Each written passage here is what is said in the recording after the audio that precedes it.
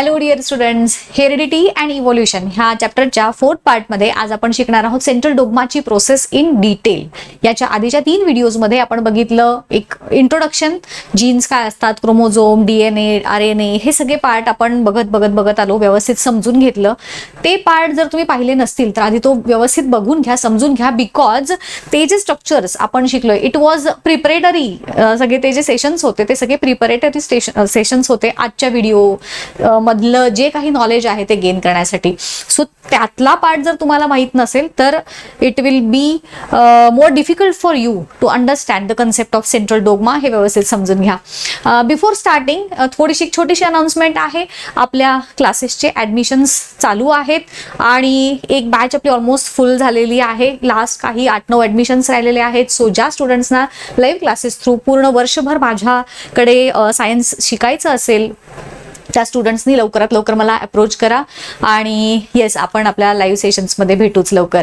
So जास्त वेळ तुमचा घेत नाही, सुरुवात करूयात आपल्या आजच्या कन्सेप्टला, that is a central dogma process. जसं की तुम्हाला मी लास्ट लेक्चरमध्ये सांगितलेलं होतं, सेंट्रल डोग्मा ही प्रोसेस जी असते ती त्याच्याद्वारे ऍक्च्युली ही सगळी प्रोसेस आहे ऑफ प्रोटीन सिंथेसिस. आपल्या बॉडीमध्ये प्रोटीन्सचा रोल काय आहे तुम्हाला सगळ्यांना माहिती आहे. प्रत्येक पार्ट आपल्या बॉडीमधला फॉर्म होण्यासाठी ठराविक प्रकारचे प्रोटीन्सची आवश्यकता असते आणि ते प्रोटीन्स त्याची जी रेसिपी असते ती असते डीएनए मध्ये साठवलेली in the form of genes आता शिकलोय. जेव्हा मी डीएनए म्हटलं ते डीएनएचं स्ट्रक्चर जे आपण लास्ट लेक्चरमध्ये शिकलोय ते तुमच्या डोळ्यासमोर आलं पाहिजे. जेव्हा मी जीन्स म्हणते तर त्याच्यामध्ये आपण जे एटीजीसीच्या पेयर बघितलेल्या होत्या डीएनएच्या स्ट्रक्चर मधल्या त्या तुमच्या डोळ्यासमोर आल्या पाहिजेत. सो असं जेव्हा तुम्ही समजून घेत शिकत जाता it becomes easier for you to understand the concept. आणि मग तेव्हा आपल्याला ते अवघड वाटत नाही की सायन्स बऱ्याच स्टुडंट्सना अवघड वाटतो कारण हे सगळे इमॅजिन होत नाही. तर हे सेल बिल आपण बघितलेले नसतात. सो जितकं जास्त तुम्ही त्याला इमॅजिन कराल, डोळ्यासमोर ते चित्र आणा, तितका तो कन्सेप्ट आपल्याला समजायला सोपा पडतो. सो ऑडिओ आणि व्हिज्युअल ह्या दोनही पद्धतीने मी हा पार्ट तुमच्यासोबत आज शेअर करणार आहे. व्यवस्थित समजून घ्या. सो पहिल्यांदा मी काय सांगितलं, डीएनए मध्ये जीन्सचा जो सिक्वेन्स असतो म्हणजेच न्यूक्लिओटाइड्स जे आपण शिकलो तो एटीजीसी, त्याच्यात 4 प्रकारचे न्यूक्लिओटाइड्स, 4 प्रकारचे नायट्रोजन बेसेस असल्यामुळं न्यूक्लिओटाइड्स पण 4 प्रकारचे असतात हे आपण पाहिलं. सो त्या न्यूक्लिओटाइडचा स्पेसिफिक सिक्वेन्स म्हणजे जीन्स असतात हे आतापर्यंत तुम्हाला माहिती झालं.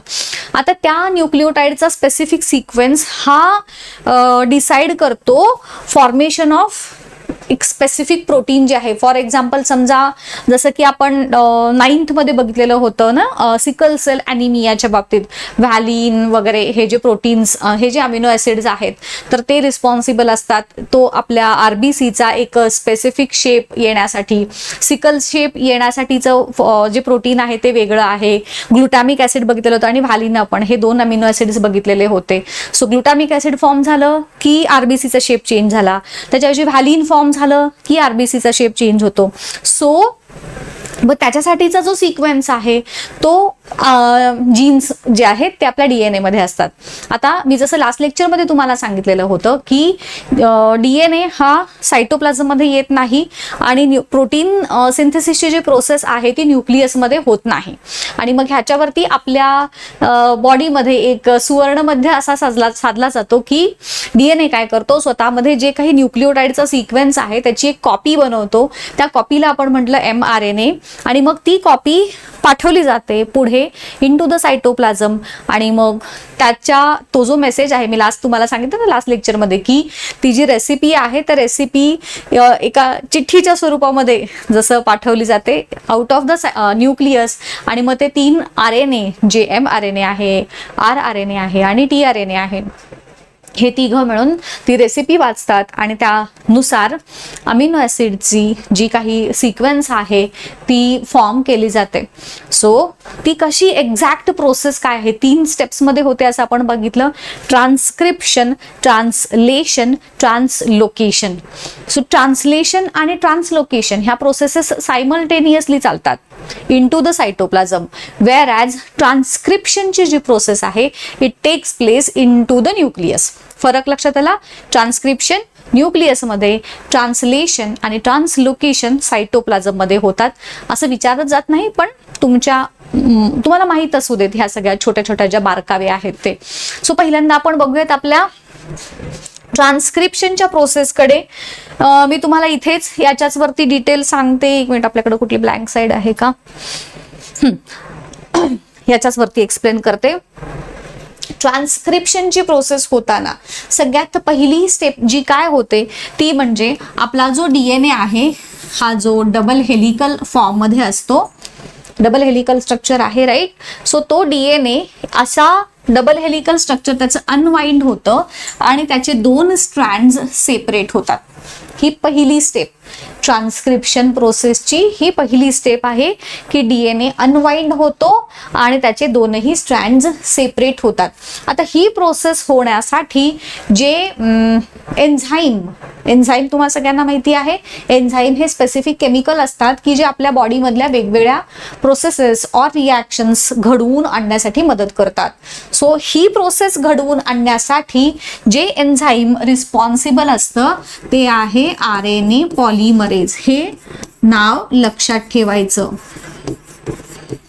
सो DNA अनवाइंडनिंग होण्यामागे जे काय म्हणत आपण एन्झाईम रिस्पॉन्सिबल आहे ते आहे RNA पॉलिमरेज. हे असेल तरच ही DNAच्या अनवाइंडनिंगची प्रोसेस होते, अदरवाईज ती प्रोसेस होत नाही. आता बघा, DNAचे 2 स्ट्रँड सेपरेट झाले. हा एक स्ट्रँड आहे DNAचा, हा दुसरा स्ट्रँड. मी थोडंसं लांब ठेवते, रिझन तुम्हाला नंतर कळेलच. आता DNAचे 2 स्ट्रँड सेपरेट झाले. इथं तुम्हाला माहिती आहे फॉस्फेट ग्रुप आणि पेंटोज शुगर असते आणि मध्ये जे शिडीसारखा जो पार्ट आहे, रंग्स ऑफ लॅडर ज्याला म्हणतो आपण, तिथे नायट्रोजन बेसेस प्रेझेंट असतात, राईट. सो DNAच्या समजा ह्या स्ट्रँड वरती 4 प्रकारचे नायट्रोजन बेसेस आपण शिकलो, ATGC, ॲडेनिन, ग्वानिन, थायमिन, सायटोसिन. त्यापैकी ॲडेनिनची जोडी नेहमी थायमिन सोबत होते आणि त्यांच्यामध्ये डबल बॉन्ड असतो. ग्वानिनची जोडी ऑलवेज सायटोसिन सोबत होते, त्यांच्यामध्ये ट्रिपल बॉन्ड असतो. आणि ह्या प्रकारच्या जोड्या फॉर्म होण्याला एक शब्द मी सांगितला होता last time, that is complementary base pairing. ह्या बेसेस आहेत ना, नायट्रोजनचे बेसेस आहेत हे, सो त्यांच्या जोड्या एकमेकांशी पूरक असतात. A always pairs with T, G always pairs with C. So ह्याला म्हणायचं कॉम्प्लिमेंटरी बेस पेअरिंग. सो ह्या जोड्या लक्षात ठेवायच्या. समजा आता एक रॅन्डम काहीतरी मी सिक्वेन्स घेते. समजा ह्या स्ट्रँड वरती ॲडेनिन आहे, नंतर आहे G, नंतर आहे C, नंतर आहे परत T. थोडं मधला हा पार्ट मी गाळलाय म्हणून, 1 2 3 A आणि परत घेऊयात आपण C. असा हा सिक्वेन्स काहीतरी एक रॅन्डम मी घेतलेला आहे, असाच असला पाहिजे असं नाही. सो ऑब्व्हियसली DNAचा जो दुसरा स्ट्रँड आहे इकडचा, त्याच्यावरती A ची कॉम्प्लिमेंटरी बेस पेअर कोणासोबत होते? T. सो इथे T असणार. इथे G आहे म्हटल्यावर इथे C असणार. इथे C आहे म्हटल्यावर इथे G असणार. T आहे म्हणते इथं A असणार. A आहे म्हटलं की इथे T असणार आणि पुन्हा इथे G असणार. सो तुम्हाला 2 स्ट्रँड्स पैकी कोणत्या तरी एका स्ट्रँड वरती असणारा जो नायट्रोजन बेसिस यांचा सिक्वेन्स कळाला की तुम्ही अल्टिमेटली दुसऱ्या स्ट्रँड वरती कोणता नायट्रोजन बेसिस आहेत हे तुम्ही इझिली सांगू शकता. त्यासाठी काही खूप आपल्याला भरपूर नॉलेजच पाहिजे असं नाही, एवढं नॉलेज सफिशियंट आहे की A ची जोडी T सोबत, G ची जोडी C सोबत. सो ह्या 2 प्रकारच्या कॉम्प्लिमेंटरी बेस पेअरिंग अशा पद्धतीने मी दाखवल्या. आता बघा, जेव्हा हा DNAचा स्ट्रँड सेपरेट होतो, DNAचा स्ट्रँड सेपरेट झाल्यानंतर under the effect of RNA polymerase enzyme हे 2 स्ट्रँड सेपरेट झालेत. हे न्यूक्लियस मध्ये चालू आहे. ही सगळी प्रोसेस न्यूक्लियस मध्ये चालू आहे. न्यूक्लियस मध्येच रायबोझोमच्या ज्या 4 नायट्रोजन बेसेस जसे DNA मध्ये असतात ATGC, तसे 4 प्रकारचे नायट्रोजन बेसेस RNA मध्ये देखील असतात AUGC. आपण लास्ट टाइम बघितलेले होतं ना की A ॲडेनिन ची जोडी थायमिन सोबत जशी DNA मध्ये होते, तशीच T च्या जागी ह्याच्यामध्ये काय म्हणतो आपण RNA मध्ये टीच्या जागी युरॅसिल असतं. सो हा एकच डिफरन्स आहे त्या दोघांच्या मध्ये. इथे हे सेपरेट झाल्यानंतर ते जे नायट्रोजन न्यूक्लिओटाइड म्हणूयात आपण, RNAचे न्यूक्लिओटाइड, बघा मी काय सांगते, न्यूक्लिओटाइड. आता हे त्यांनाच कळणार ज्यांनी आधीच्या लेक्चर्स मधून ह्या कन्सेप्ट, न्यूक्लिओटाइड म्हणजे काय, RNA मधील न्यूक्लिओटाइड काय आहेत वगैरे वगैरे, हे ज्यांना समजलंय त्यांना हे समजायला सोपं जाणार. ज्यांनी ते लेक्चर न पाहता नुसतंच हे लेक्चर बघितलंय मग त्यांना वाटेल म्हणे हे काय चाललंय आणि मग बायोलॉजी अवघड आहे, मॅडमचं काय समजलं नाही, असं होऊ शकतं. सो मेक शुअर की तुम्ही हे लेक्चर बघण्याच्या आधी तो जो सगळा बेसिक पार्ट मी शिकवलेला होता तो पाहिलेला आहे. सो ज्यांनी तो पाहिलाय त्यांच्या लक्षात येईल की जसे DNA मध्ये न्यूक्लिओटाइड असतात 4 प्रकारचे नायट्रोजन बेसेस म्हणून 4 प्रकारचे न्यूक्लिओटाइड DNA मध्ये, तसेच 4 प्रकारचे न्यूक्लिओटाइड्स RNA मध्ये देखील असतात. ज्याच्यामध्ये म्हणजेच फॉर एक्झाम्पल आपण जे न्यूक्लिओटाइडचं स्ट्रक्चर हे बघितलं होतं ना, नायट्रोजन बेस, इथे पेंटोज शुगर जोडलेली असते आणि इथे फॉस्फेट ग्रुप.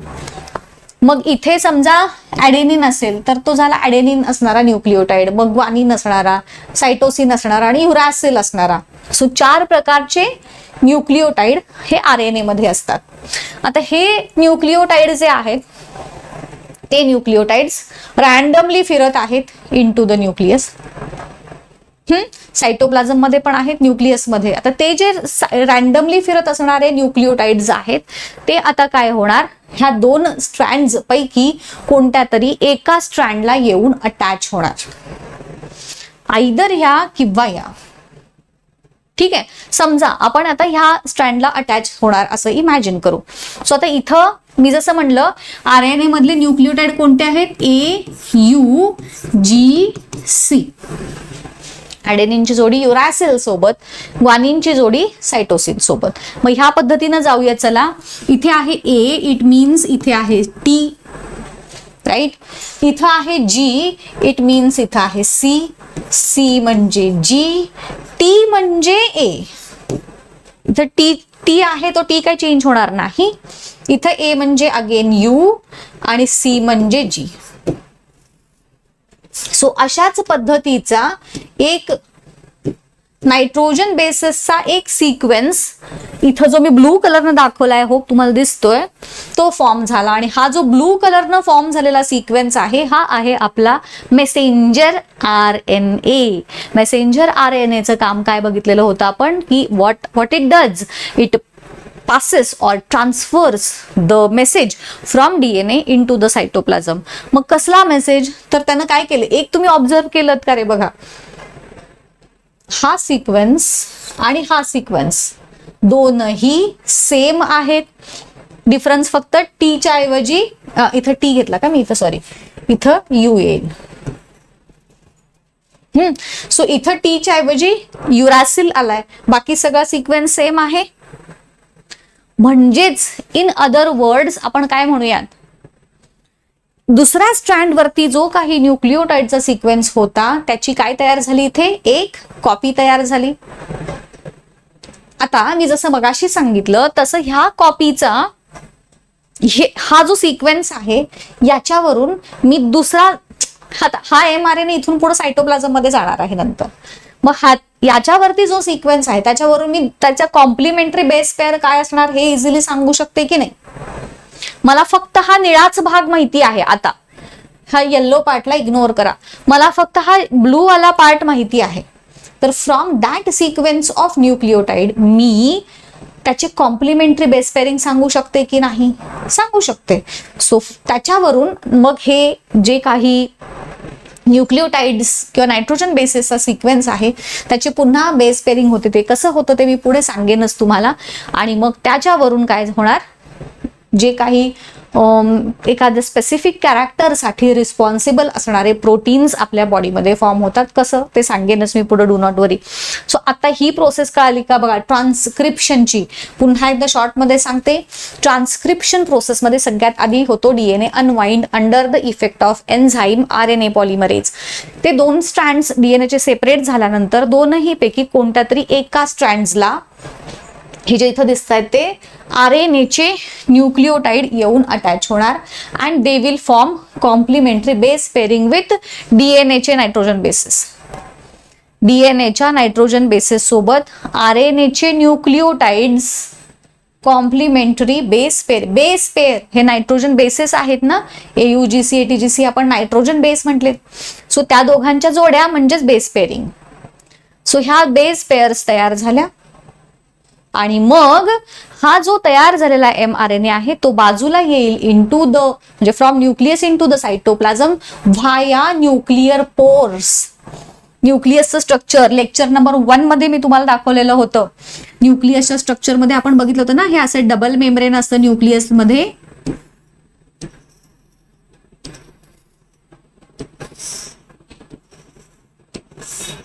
बरोबर, हे न्यूक्लिअर मेम्ब्रेन आहे आणि मध्ये जी स्पेस आहे त्याला म्हणतात न्यूक्लिअर पोर्स. सो ह्या न्यूक्लिअर पोर मधून हा तयार झालेला जो mRNA आहे it will come outside the nucleus into the cytoplasm. जर तुम्ही लास्ट लेक्चर मध्ये mRNAचं स्ट्रक्चर दाखवलेलं होतं मी तुम्हाला, ते जर पाहिलं असेल तर तुमच्या लक्षात येईल की सिंगल स्ट्रँडेड असतो mRNA. राईट. सो हा तयार झाला आपला mRNA इनटू द न्यूक्लियस आणि मग त्याच्यामध्ये आहे सिक्वेन्स ऑफ DNA.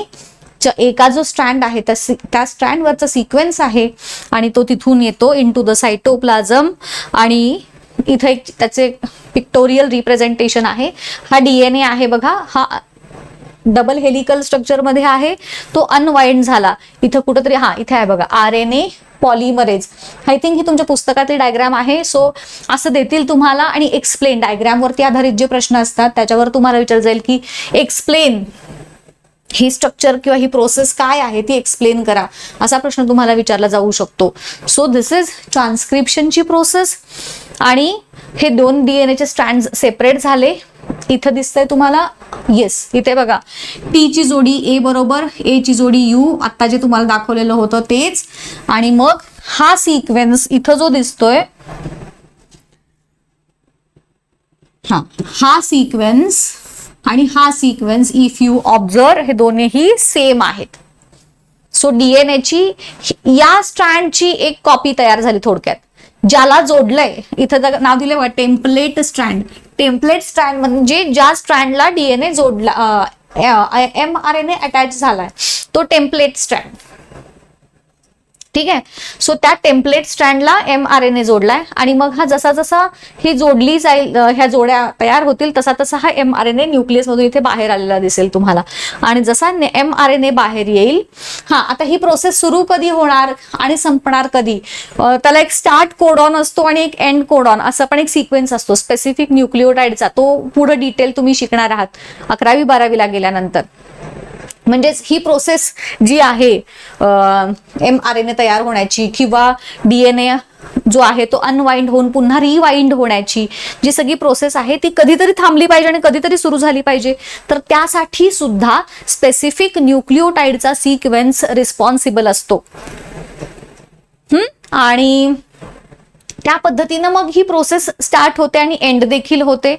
एंड झाली की मग हा DNA पुन्हा वाइंडनिंग होणार त्याचं इंटू डबल हेलिकल फॉर्म आणि मग हा जो mRNA आपला तयार झालेला आहे तो या पद्धतीने तयार झालेला दिसेल, ज्याच्यामध्ये हे एक सिंगल ह्याचा सिक्वेन्स आहे.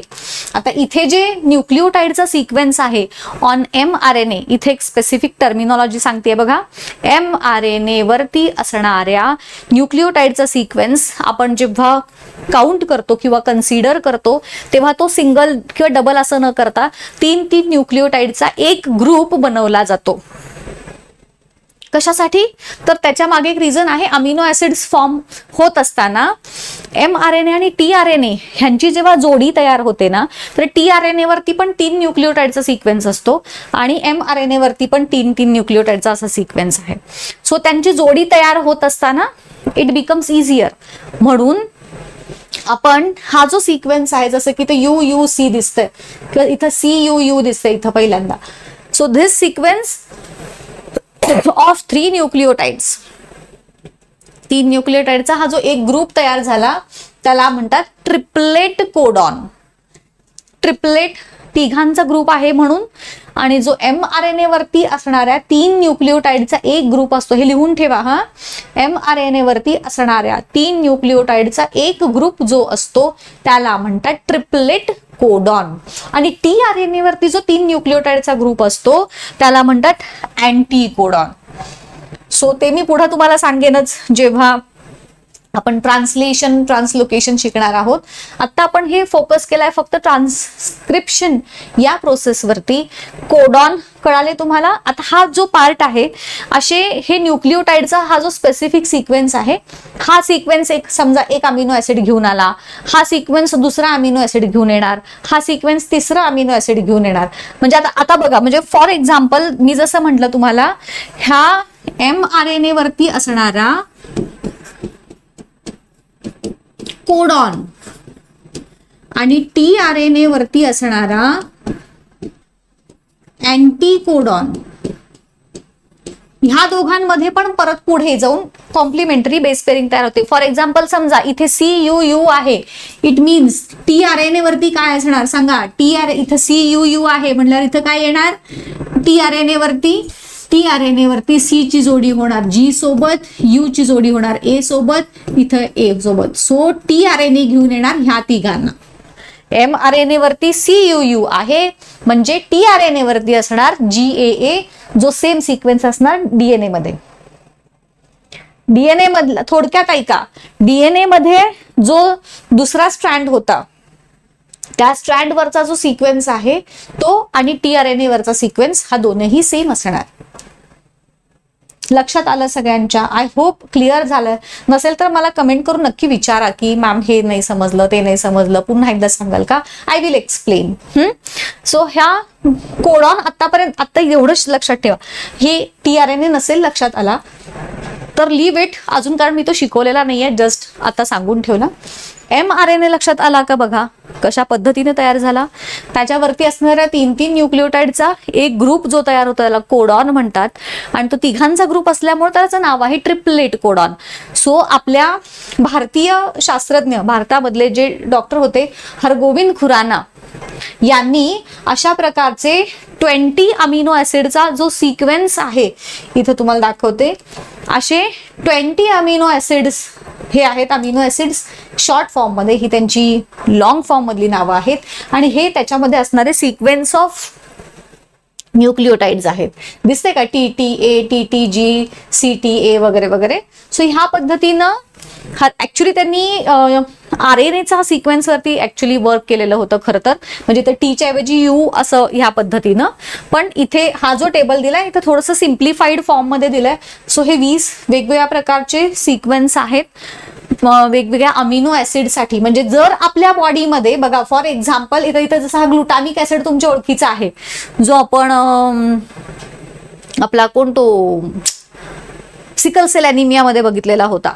सो ग्लुटामिक ऍसिड मध्ये हा जो जर तुमच्या बॉडीमध्ये फॉर्म व्हायचा असेल तर GAA आणि GAG असा सिक्वेन्स ऑफ काय म्हणत न्यूक्लिओटाइड्स तुमच्या बॉडीमध्ये फॉर्म झाला तर ग्लुटामिक ऍसिड तयार होईल. व्हॅलिन इथं आहे बघा.